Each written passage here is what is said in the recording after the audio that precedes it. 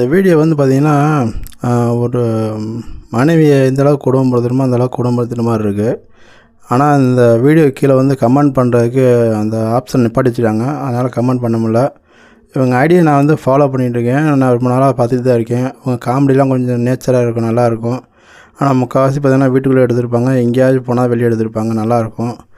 ஆனால் பார்த்திங்கன்னா ஒரு சில நேரத்தில் முகம் சுளிக்கிற மாதிரி இருக்கும். இந்த மாதிரிலாம் அசிங்கப்படுத்துகிற மாதிரிலாம் வீடியோ எடுத்தால் என்ன அர்த்தம்?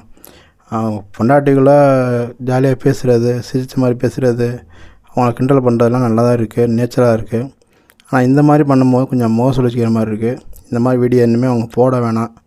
இந்த பவி, உங்களோட பவித்ராவா பவின்னு நினைக்கிறேன், அவங்க வீடியோ ஐடியா இப்போ தான் பார்த்தேன், மறந்துச்சு பேர் விட. நல்லா இருக்குது நீங்கள் பண்ணுற எல்லாமே. ஆனால் இந்த மாதிரி சில விஷயங்களை தவிர்த்துருங்க, என்னோட வேண்டுகோள். என்னாச்சு? ஏன் கீழே விழுந்துட்டா பைத்தியக்காரி?